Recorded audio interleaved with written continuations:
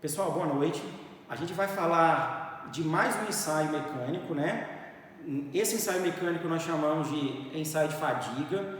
É um ensaio, não que os outros não sejam importantes, mas esse ensaio é muito importante para que vocês tenham conhecimento, porque ele trabalha a parte da vida útil dos materiais, né?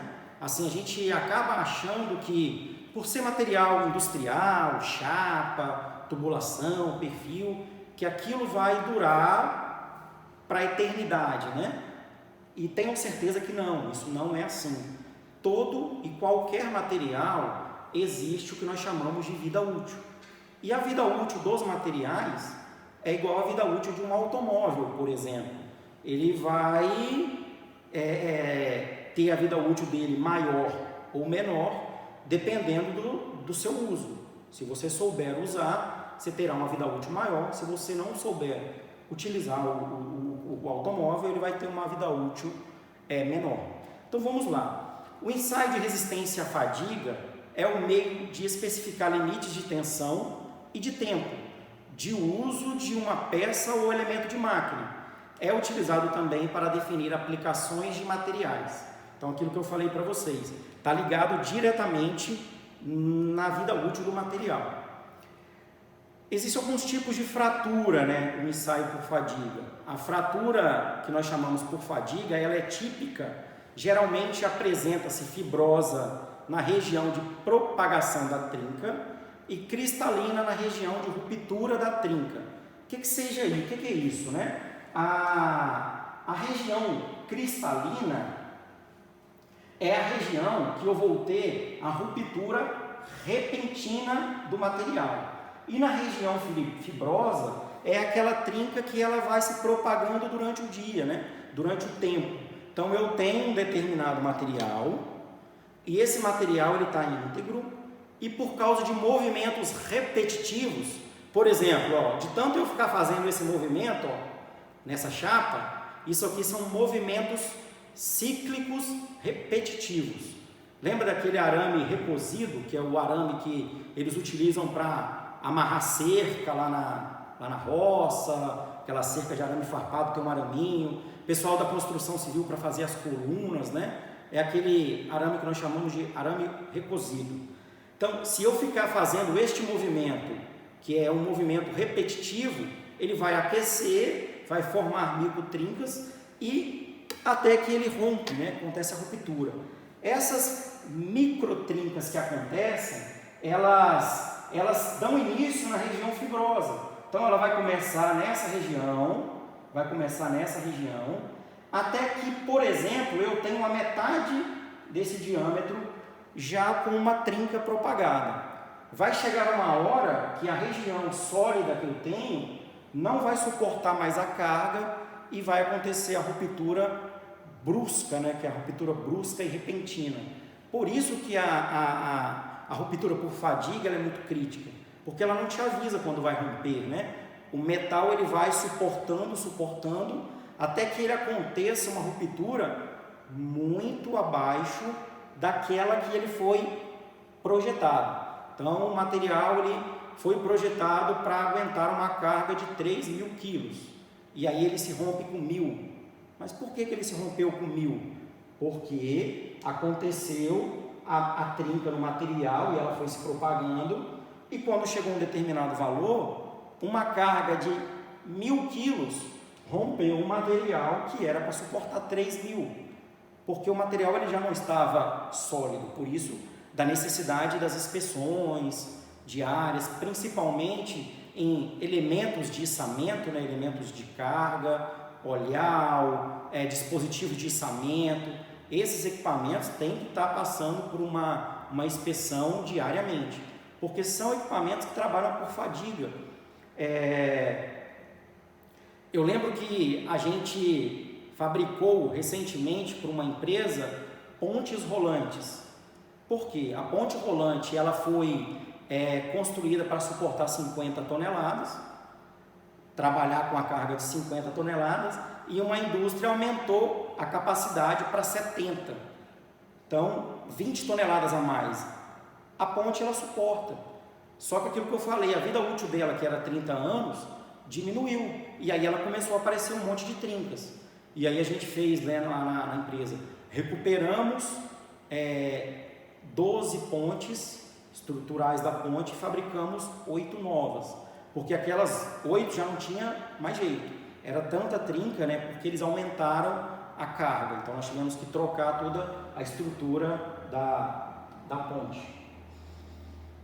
Tensões cíclicas, né, aquilo que eu falei para vocês, né, o que é isso? Na definição de fadiga, destacou-se que ela deve-se a esforços cíclicos repetitivos. De maneira geral, peças sujeitas à fadiga estão submetidas a esforços que se repetem com regularidade. Trata-se de tensões cíclicas. Vou tentar ilustrar isso para vocês de uma forma simples. Uma gaveta de um armário da sua casa, seja do armário da cozinha, onde guarda o talher, seja do guarda-roupa, existe aquelas braçadeiras telescópicas, né, que você abre a gaveta e fecha.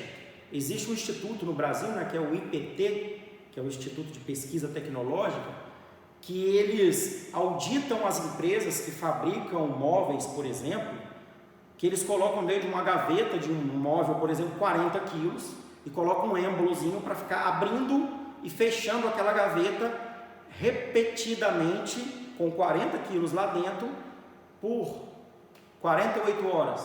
O que esse instituto quer fazer? Ele quer testar se realmente o fabricante falou que aquela gaveta suporta 40 quilos por um determinado tempo. O que ele faz? Ele acelera esse movimento do dia a dia, que é ficar abrindo e fechando a gaveta, abrindo e fechando. Isso é um exemplo do nosso dia a dia. Agora, na área industrial, todos os materiais trabalham por fadiga, que é compressão e tração. Tração, compressão, tração, compressão. Então, os materiais estão toda hora trabalhando com tração e com compressão. Apliquei carga, eu tracionei. Retirei a carga e eu comprimi. Beleza? Então, a tensão cíclica mais comum caracteriza-se por uma função senoidal, onde as tensões de tração são representadas como positivas e as tensões de compressão são representadas como negativas. Vamos ver as imagens aqui, ó. Eu tenho três gráficos, né? Então, esse primeiro gráfico aqui é o que eu chamo de gráfico de tensão reversa. É o gráfico mais utilizado em todos os materiais. O que significa isso, né? Aquilo que o slide anterior falou. O esforço de tração, ele é positivo e o esforço de compressão, ele é negativo. Então, aqui eu tenho o meu zero do gráfico, tracionei o meu corpo de prova até o T1, tensão 1. Eu estou na fase de tração e é uma fase positiva. Retirei a força, né? Retirei a carga, entrei na fase de compressão, representado pelo meu T2. Então aqui eu tenho uma fase de compressão e ela é negativa. Retornei até o meu ponto zero. Nessa região aqui, eu tenho um ciclo. Então esse um ciclo de tensão reversa significa que o meu T1, a minha tensão 1, ela é igual à minha tensão 2. Por isso que eu chamo isso de gráfico de tensão reversa. Uma coisa que vocês não podem esquecer, que a tração ela é positiva e que a compressão ela é negativa. Isso aqui acontece também nos outros gráficos. Sempre eu trabalhando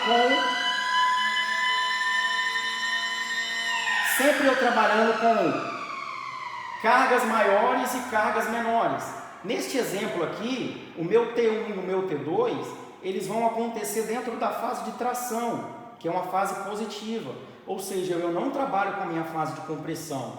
Ou seja, o meu T1 e o meu T2, eles vão ficar oscilando dentro da fase de tração, com sempre cargas maiores e cargas menores. E esse exemplo aqui é o exemplo de que o meu T1 é diferente do T2. Eu trabalho a fase de tração e compressão, só que em valores diferentes. Beleza? Desse gráfico que a gente precisa entender é que tração ela é positiva e que compressão ela é negativa. Isso aqui é um exemplo clássico, né, do que seria um ciclo, né? O que é um ciclo? Por exemplo, o alumínio é um dos materiais que tem a maior vida útil. Ele chega a ter em torno de 18 milhões de ciclos. Ou seja, para mim romper um alumínio, eu tinha que ficar aqui dobrando ele 18 milhões de vezes. Você imagina isso? Então é muita coisa. Então ele tem uma vida útil muito grande. Por isso que às vezes, lógico que isso depende da carga que eu estou aplicando, tá, pessoal? Então, a gente consegue representar isso em máquinas. Então a máquina ela vai representar essa quantidade grande de ciclos que a gente vai classificar a vida útil, né, através do ensaio de fadiga de cada material. Então eu tenho o meu ponto zero no gráfico, eu andei meio ciclo, fiz mais uma volta completa, andei um ciclo. Mesma coisa, eu continuo 2 ciclos, 3 ciclos, e esse tempo aqui, ó, que é a linha horizontal que vai sumir, vai depender de cada material. Se eu estou usando um aço carbono, se eu estou usando um cobre, um chumbo, cada material ele vai ter sua vida útil e vai ter o seu número de ciclos. Existe hoje já uma tabela, né? Você consegue encontrar isso facilmente, a definição, né? A vida útil de cada material, isso é muito tranquilo. Mas isso a gente ensaia em laboratório, ok? Falar um pouquinho sobre a curva SN, né? O que seria essa curva SN? No próximo slide tem um gráfico para a gente entender melhor isso. A curva SN, né, é o resultado do ensaio de fadiga, geralmente são apresentados, né, numa curva de tensão versus número de ciclos, ou simplesmente curva SN. O S vem da palavra inglesa stress, que quer dizer tensão, e o N representa o número de ciclos. Então vamos lá, nessa imagem aqui, normalmente é a imagem que cai em concurso, quando a gente faz algum concurso, né, seja para a área técnica, diversos concursos, sempre eles colocam uma imagem dessa e fazem uma questão em cima de uma curva SN, né? Eles sempre gostam de fazer muito isso. Então vamos lá, eu tenho a famosa curva SN, onde que o S significa tensão e que o N, número de ciclos. Então eu tenho tensão, que é força, número de ciclos, que é tempo, né? Vida útil. O que a curva SN ela mostra para a gente? Que quanto maior a tensão, nesse caso aqui eu tenho uma tensão S1, que é uma tensão bem alta. Reparem que ela vai encontrar com o meu N1, que é o tempo, né, o número de ciclos, muito curto. À medida que eu diminuo essa tensão, eu aumento a vida útil. À medida que eu diminuo a tensão, meu S2, S3, eu aumento a minha vida útil. Até que eu consiga reduzir essa tensão para o que eu chamo de limite de fadiga, né? Que é essa linha horizontal, que ela nunca vai mudar, ela vai ficar sempre na linha horizontal. O que significa esse limite de fadiga? O limite de fadiga significa o seguinte: que se eu conseguir trabalhar com um determinado material e esse material está trabalhando com um limite de fadiga, eu não consigo definir que aquele material sofrerá uma ruptura por fadiga. Ele pode se romper por outra coisa, não por fadiga. Por quê? A tensão dele é tão baixa que eu não tenho como calcular, não é possível calcular qual é o número de vida útil, né? Qual é o número de ciclos daquele material, se eu trabalhar dentro do limite de fadiga que cada material tem o seu. Eu gosto de sempre dar o exemplo disso aqui. Um cara que tem uma empresa de transporte de brita, de areia, que tem aqueles caminhões basculantes. Então, ele comprou um caminhão que tem a capacidade máxima de transportar 5 toneladas de areia lá no caminhão basculante. Aí, um belo dia, o dono dessa empresa, ele foi lá e falou: não, eu vou colocar 7 toneladas nesse caminhão, que eu preciso saber se ele suporta. Aí o cara foi lá e colocou 7 toneladas. O caminhão suportou, andou, fez a entrega de 7 toneladas, só que o cara não consegue entender, ele não entende isso aqui, ele não tem um entendimento técnico. O caminhão dele foi projetado sim para 5, mas ele suporta 7, talvez 8, só que o que ele está fazendo com a vida útil do caminhão dele? Ele está aumentando a tensão. Ou seja, se o caminhão dele tinha uma vida útil de 10 anos, ele está jogando isso lá para baixo. Então o caminhão dele vai começar a sofrer quebras de componentes muito antes do que foi programado. Muito antes do que ele foi programado. Então a gente precisa entender isso. Fadiga, ela está ligada à tensão, que é força, versus número de ciclos. Então eu preciso calcular bem isso, ok? Fatores que influenciam a fadiga, né? São uma superfície mal acabada, tratamentos superficiais, encroamento e meio ambiente. Por exemplo, encroamento é aquela situação que eu expliquei para vocês. Eu dobrei essa chapa ela está encroada, ou seja, eu quebrei os grãos que constrói ela. Então, quando eu tenho, a gente estudou isso lá no primeiro módulo, né? Constituição dos materiais e tal, formação dos grãos, eu vou quebrar os grãos e o material vai ficar mais duro. Esse fator de quebra dos grãos influencia na resistência à fadiga. Então, eu já diminuí a vida útil do meu material. Beleza? Pessoal, então o ensaio de fadiga, a gente encerra por aqui. O que é importante a gente definir? Que ensaio de fadiga, ele foi feito para definir o tempo de vida útil de cada material. E isso vai levar em consideração como que eu vou usar o material. Beleza?